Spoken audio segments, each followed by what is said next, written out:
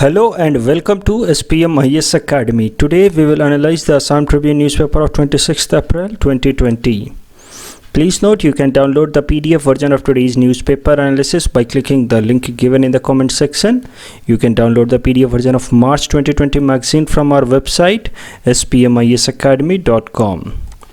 You can also log on to our online portal online.spmisacademy.com to access some of our freely available video lectures. This is the list of the topics that we will cover from today's newspaper.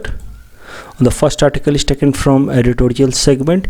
It is about BRICS challenges and opportunities for India. This topic is important from our syllabus paper 3 international relations point of view. So this article talks about a report published by Valdai Club of Russia, and the report was titled BRICS and Rivalry Pandemic. So ये जो Valdai club है Russia का, it is a think tank of Russian government. जिस तरह से हमारे यहाँ पे नीति आयोग है, that is a think tank of Indian government that makes suggestions to the Indian government regarding different policies making, उसी तरह की एक थिंक टैंक है गवर्नमेंट सपोर्टेड एक क्लब वल्दाई क्लब रसिया की, जिसने एक रिपोर्ट पब्लिश किया है जिसका नाम है ब्रिक्स एंड राइवलरी पैंडेमिक. इस रिपोर्ट के कुछ इंपॉर्टेंट पॉइंट्स को ज़रा समझते हैं.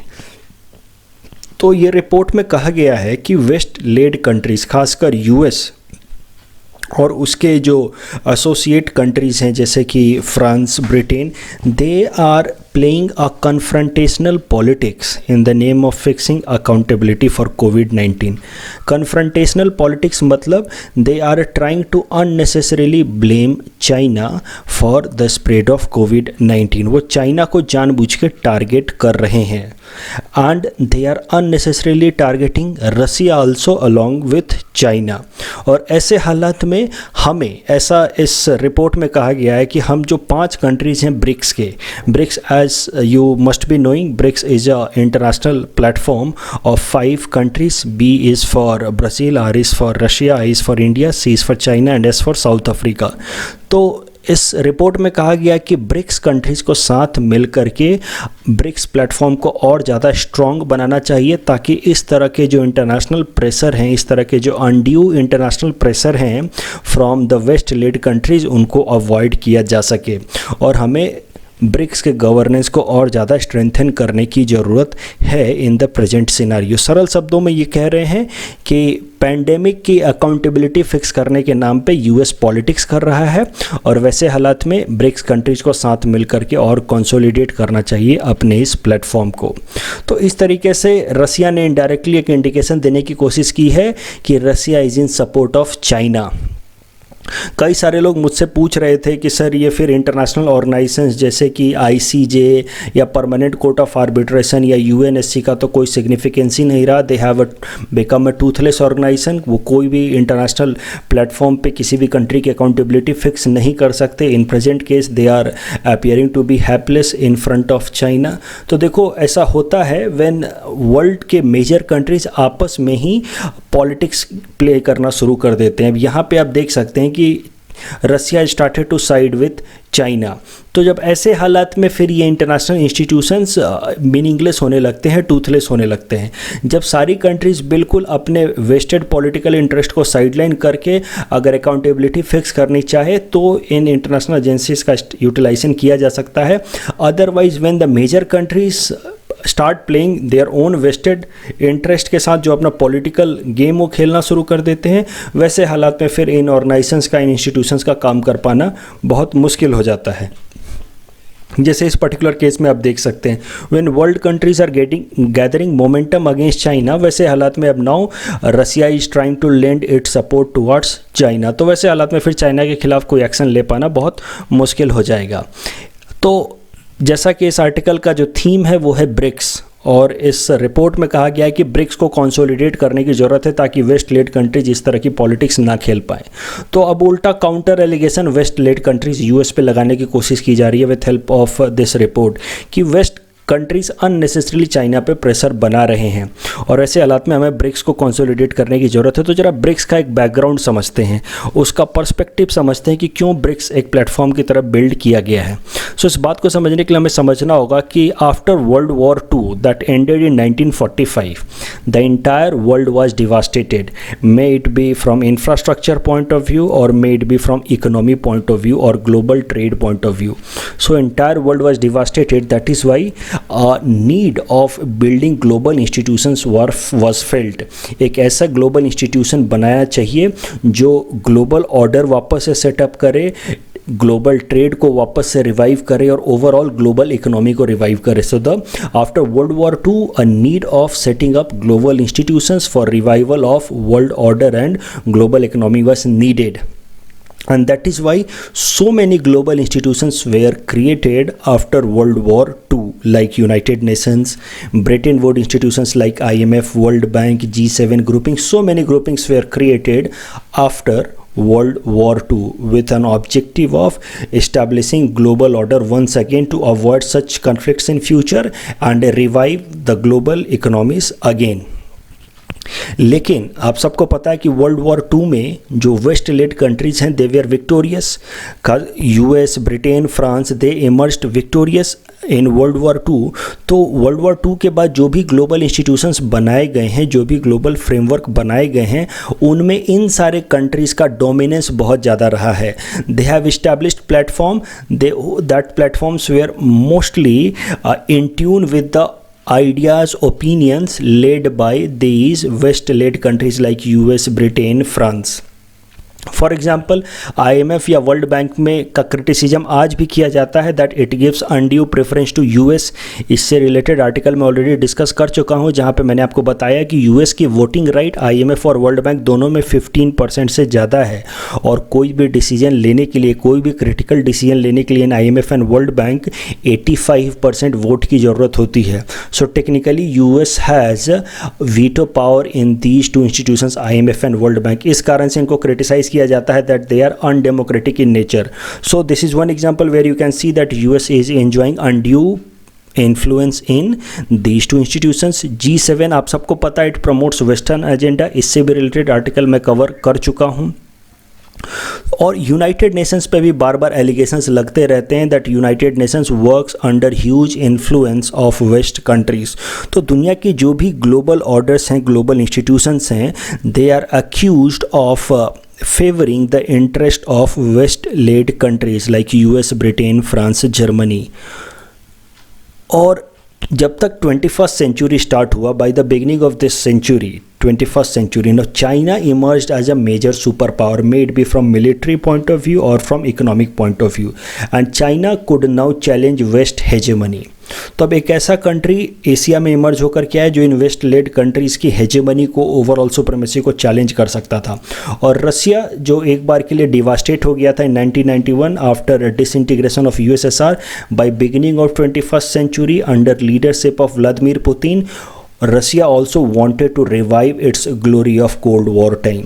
तो रसिया को इस कारण से एक रिवाइवलिस्ट पावर की तरह देखा जाता है। Russia wants to revive its glory. और इंडिया एक तीसरा मेजर पावर इमर्ज होकर के आया in this 21st century, and India's political objective at global level is to set up a global order that is more democratic in nature। यानी कि India भी जो प्रेजेंट ग्लोबल ऑर्डर है that is in favour of west countries, उसको change करना चाहता है। India want to have more democratic structure at the international level. तो ये तीन कंट्रीज, इंडिया, रसिया और चाइना, एक तरीके से वेस्ट डोमिनेंस को अब चैलेंज करने के लिए राइज हो रही थी इन 21st सेंचुरी। और उसी टाइम में इन 2001 जिम ओ'नील जो एक ब्रिटिश इकोनॉमिस्ट हैं and he was also chairman of Goldman सैक्स at that time in 2001, he coined the term BRIC. Mind it, उन्होंने खाली ब्रिक टर्म क्वाइन किया था, BRIC, इसमें S नहीं था। And BRIC represented Brazil, Russia, India and China. और इनके हिसाब से ये चार इकोनॉमीज आने वाले 21st सेंचुरी में मेजर सुपर पावर बन के इमर्ज होने वाली हैं, क्योंकि इनके पास पॉपुलेशन है और पॉपुलेशन है तो डिमांड है।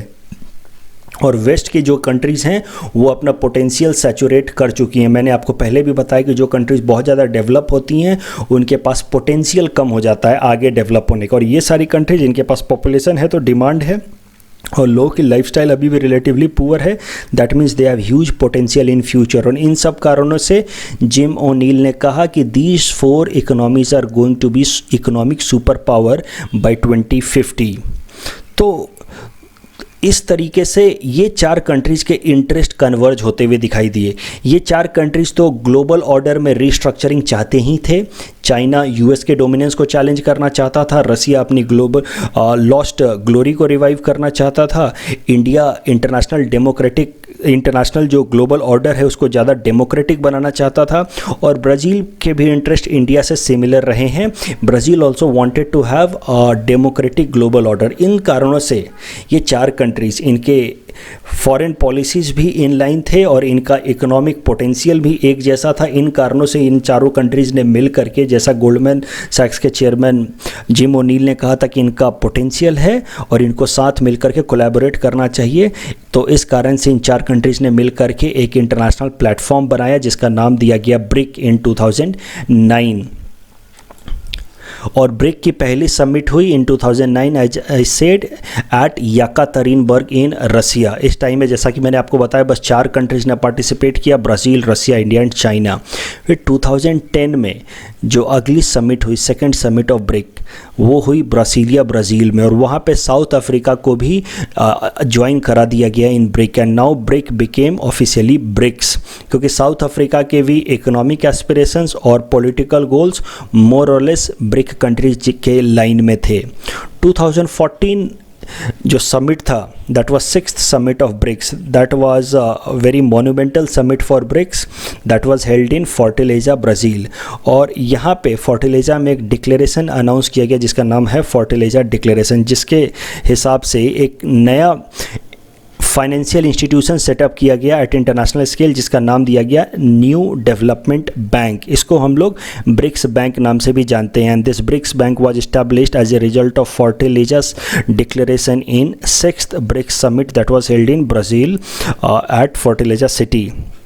और ये जो न्यू डेवलपमेंट बैंक या ब्रिक्स बैंक है, इसका हेडक्वार्टर बनाया गया संघाई चाइना में।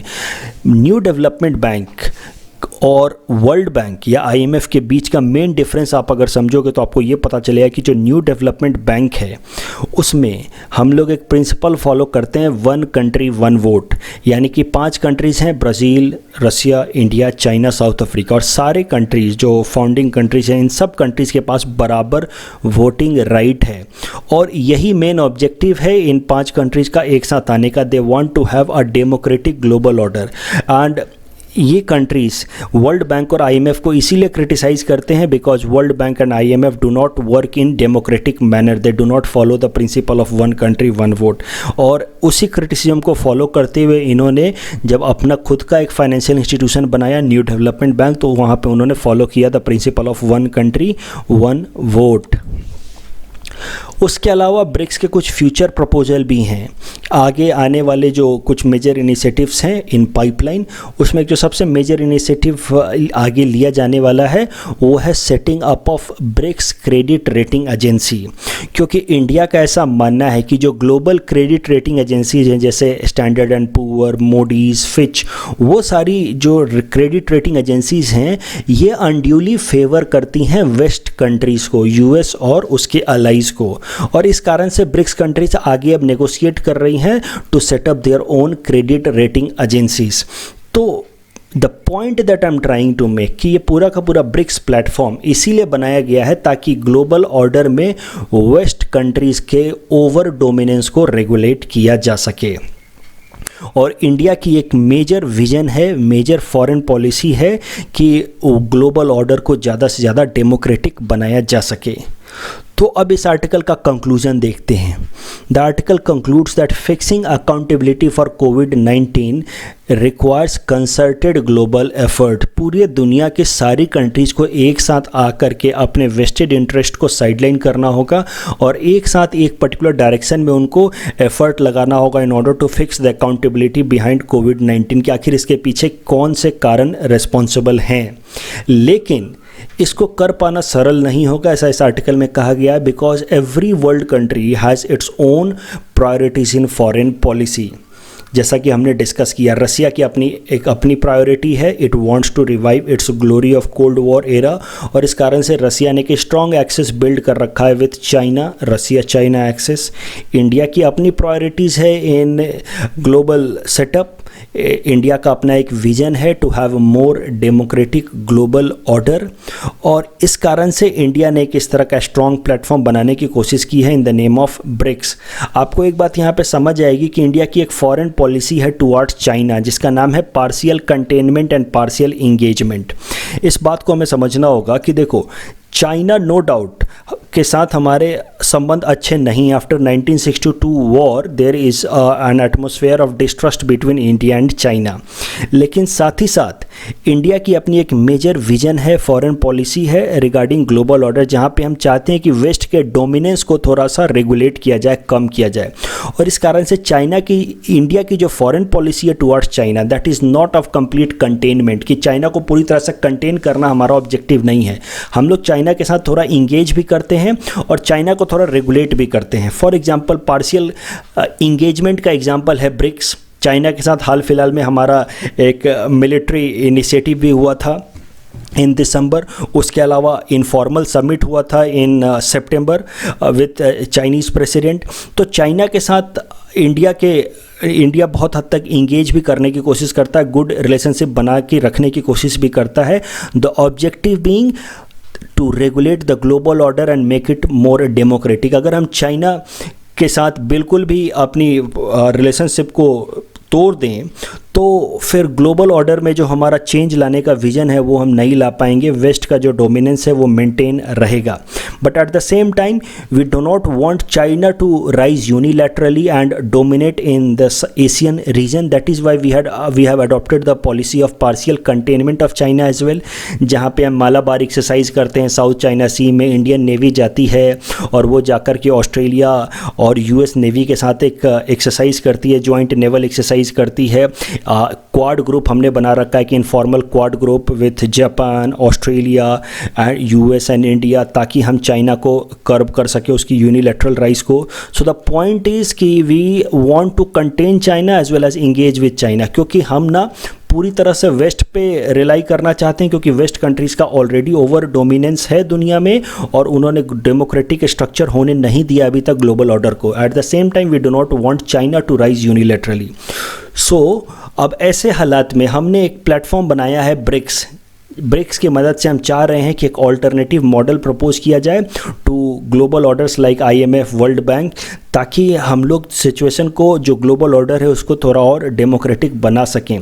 But if we want to fix the accountability of COVID-19, then we will have to take some strong foreign policy against China. We will have to take some strong action against China, and that might hamper platforms like BRICS. And BRICS, as I told, is an important platform for India's vision of democratic global order. तो अब ये देखने वाली बात होगी कि India क्या अपने इस फॉरेन पॉलिसी विजन को एक बार के लिए साइडलाइन करके पूरी तरह से चाइना के अगेंस्ट अग्रेसिव फॉरेन पॉलिसी अपनाता है कि नहीं।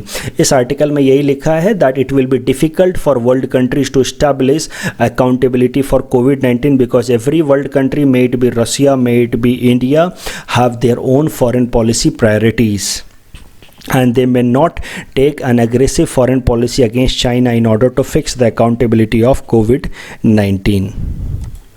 The next article is taken from international segment. It is about Saudi Arabia abolishing flogging punishment. This topic is important from our syllabus paper 3 international relations point of view.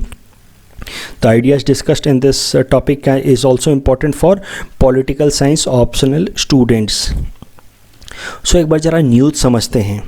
Flogging अभी तक was the part of Saudi Arabia's legal procedure of punishment. तो उनके यहाँ पे flogging इस तरह से flogging करने की पनिशमेंट अभी तक उनके लीगल सिस्टम में थी और इस फ्लॉगिंग के प्रोसीजर को इनह्यूमन एक्टिविटी की तरह देखा जाता है ग्लोबली और इसका शार्प क्रिटिसिज्म भी होता रहा है इन डिफरेंट ग्लोबल प्लेटफॉर्म्स। खासकर एक इंटरनेशनल ऑर्गेनाइजेशन है amnesty international that works in the direction of ensuring human rights globally. उसने कई बार सऊदी अरबिया को क्रिटिसाइज़ किया है for its punishment procedure of flogging and this flogging punishment procedure came under sharp criticism इन 2014 जब Saudi Arabia के एक liberal blogger जिनका नाम है राइफ बदावी उनको 1000 कोरे मारने की सज़ा दी गई। He was sentenced with 1000 lashes for a blog that was considered as an insult to Islam. उन्होंने एक लिबरल ब्लॉग लिखा था जिसमें उन्होंने कहा था, सजेस्ट किया था कि लोगों को, इस्लामिक लोगों को बहुत ज़्यादा कट्टर होने की, रेडिकल होने की ज़रूरत नहीं है और उस ब्लॉग को देखा गया as an insult to Islam by the authorities of Saudi Arabia और उस कारण से उनको 1000 कोरे मारने की सज़ा दी गई।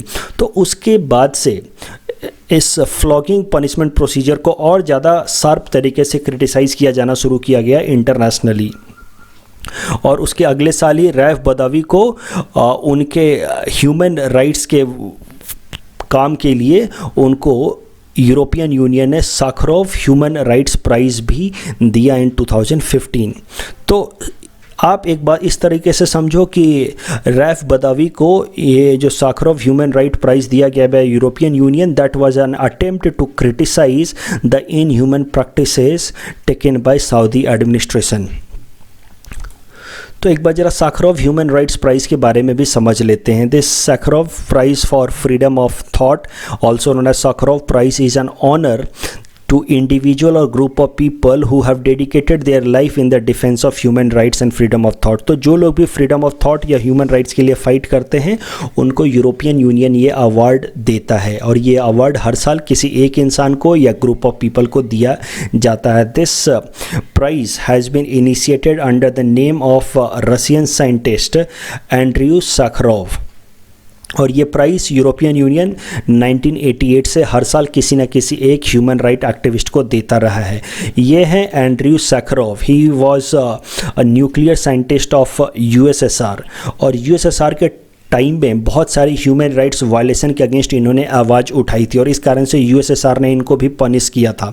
तो यूएसएसआर के ये न्यूक्लियर साइंटिस्ट थे लेकिन यूएसएसआर रिजाइम के अगेंस्ट इन्होंने आवाज़ उठाई थी फॉर ह्यूमन राइट्स, इसलिए इनको पनिश किया गया था और इसके बाद से because of its his efforts in the direction of freedom of thoughts and human rights, इनके नाम के पीछे ही यूरोपियन यूनियन ने ये अवार्ड स्टार्ट किया इन 1988 to give to reward those people who contribute in the direction of human rights। और इसी तरह का अवार्ड राइफ बदावी को दिया गया जिनके ब्लॉक के कारण उनको 1000 कोरे मारने की सज़ा दी गई थी इन सऊदी अरबिया।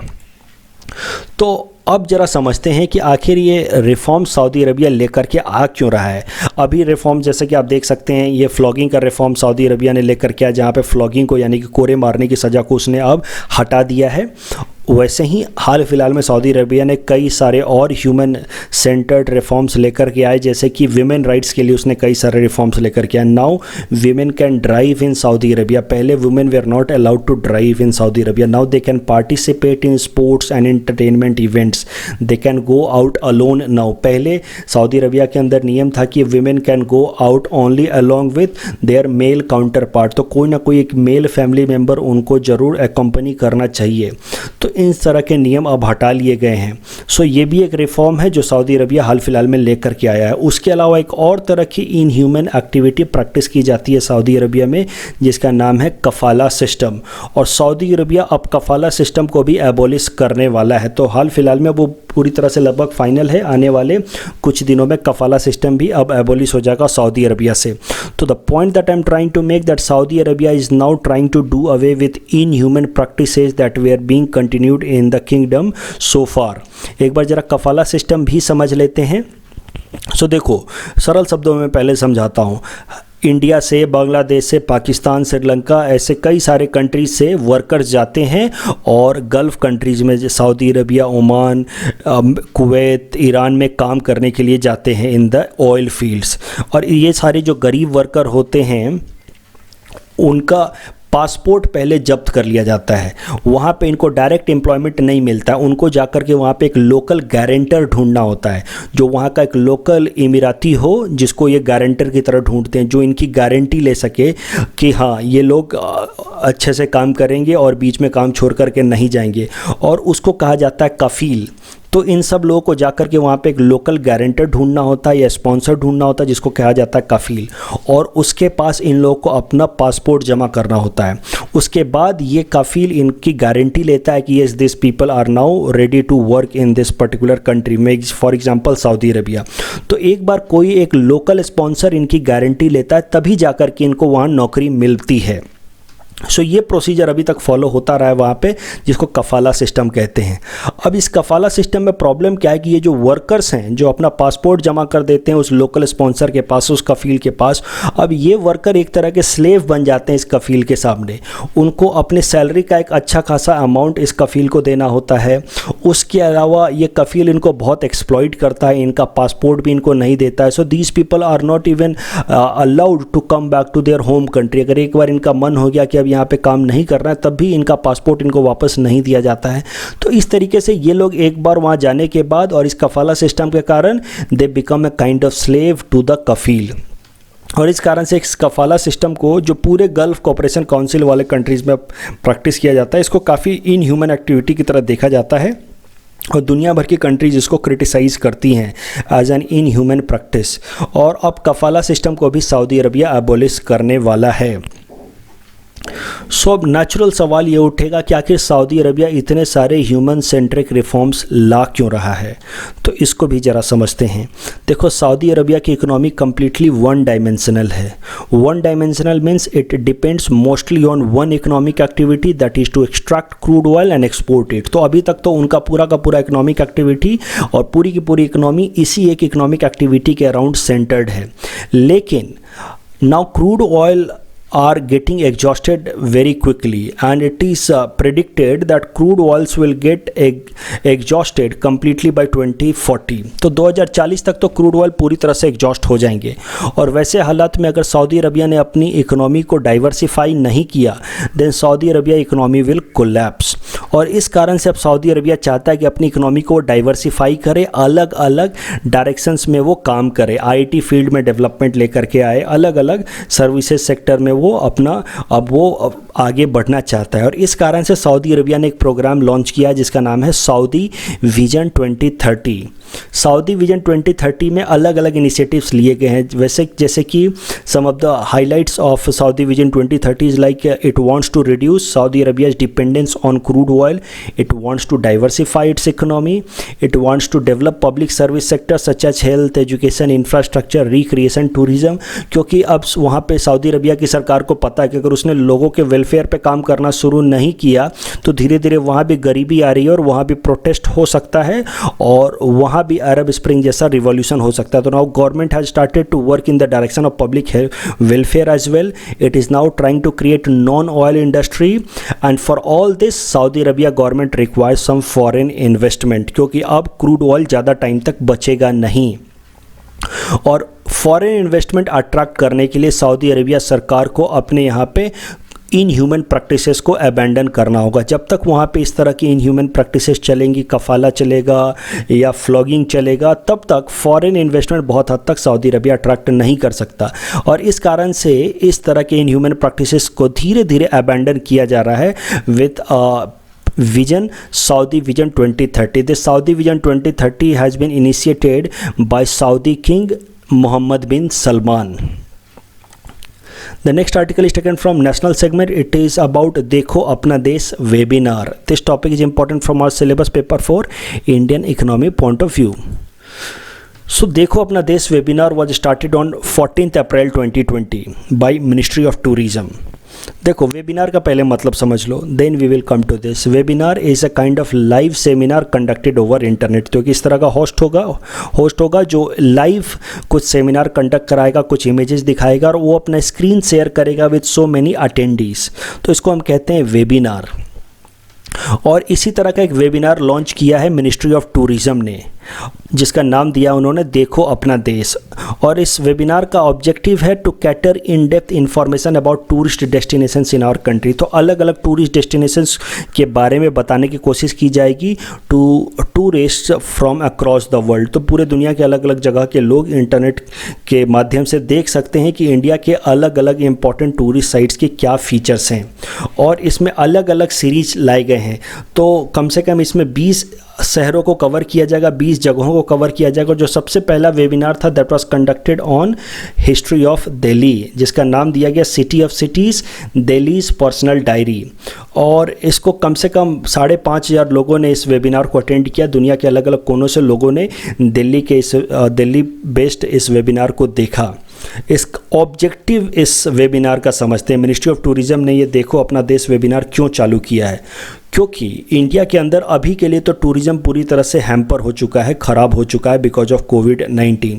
लेकिन इंडिया के बारे में अगर हमने दुनिया भर के टूरिस्ट को बताना शुरू किया, उनको और ज़्यादा अट्रैक्ट अभी करना शुरू किया थ्रू दिस वेबिनार, तो जब ये कोविड-19 का इम्पैक्ट ख़त्म हो जाएगा तो उम्मीद की जा सकती है कि वापस से टूरिज्म रिवाइव हो इंडिया के अंदर, क्योंकि अभी के लिए तो टूरिज्म बिल्कुल भी ख़राब हो चुका है, कोलैप्स कर चुका है। तो सरल शब्दों में the objective of this webinar is to generate interest of tourists across the world in different tourist places in India, so that once this COVID-19 scare is subsided, then tourism industry might get revived easily. Impact of covid on tourism has been very huge. बहुत negative तरीके से कोविड-19 ने tourism को impact किया है, ना कि सिर्फ इंडिया के टूरिज़म को बल्कि पूरे दुनिया भर के टूरिज़म को। और अगर ग्लोबल लेवल पे हम ये स्केल देखें टूरिज़म का, then will find that tourism sector currently accounts about 10% of global GDP. लेकिन इस लॉकडाउन के कारण पूरे टूरिज़म को सीवियर इम्पैक्ट पड़ा है। लगभग 5 करोड़ नौकरियां ख़त्म हो गई हैं because of this lockdown. These jobs were in tourism sector जो बिल्कुल भी रुक गई हैं, ख़त्म हो गई हैं because of the on going lockdown. और ऐसा एक्सपर्ट्स का मानना है that it might take more than 10 months for tourism sector to recover. तो टूरिज़म सेक्टर को रिकवर करने में बहुत ज़्यादा वक्त लगेगा। देखो, क्योंकि अगर एक बार कोविड-19 का इम्पैक्ट ख़त्म भी हो गया, उसके बाद भी इतनी जल्दी लोगों का कॉन्फिडेंस नहीं आएगा so that they might start traveling across the world for the purpose of tourism। अभी लोग अगर मूव करेंगे भी, ट्रैवल करेंगे भी, तो अपने बेसिक एक्टिविटीज़ के लिए, इकोनॉमिक एक्टिविटीज़ के लिए भी टूरिज़्म इतनी जल्दी रिवाइव हो भी नहीं पाएगा, और इस कारण से बहुत ज़्यादा जॉब लॉसेस भी हुआ है। अब भारत सरकार चाहती है, भारत की मिनिस्ट्री ऑफ टूरिज़्म चाहती है कि इंडिया के टूरिज़्म को जितना हो सके उतना जल्दी से रिवाइव किया जाए, और इसके लिए दुनिया भर के जो टूरिस्ट हैं उनका इंटरेस्ट डेवलप करने की ज़रूरत है इन इंडियाज़ डिफरेंट टूरिस्ट साइट्स। और उसके लिए ये देखो अपना देश वेबिनार चलाया है। आप टूरिज़्म पे अगर कोई सवाल आए तो आप देखो अपना देश वेबिनार ज़रूर लिखेंगे।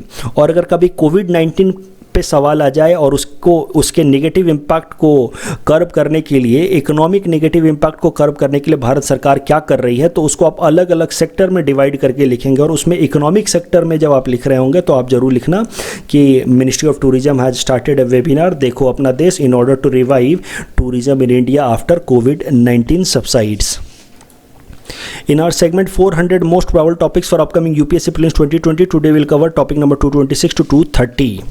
Topic number 226 is Operation Twist by RBI. So ये जो ऑपरेशन ट्विस्ट है, ये ओरिजिनली कॉन्सेप्ट है यूएस फेडरल रिजर्व का, यूएस की जो सेंट्रल बैंक है उसका कॉन्सेप्ट है। It was first time used in 1961 as a way to strengthen US dollar and stimulate cash flow in the economy. और इसी तरह का एक अप्रोच अपनाया है आरबीआई ने in India in December 2019। Operation test में होता क्या है that RBI conducted simultaneous purchase and sale of government securities under open market operations for rupees 10,000 crores each.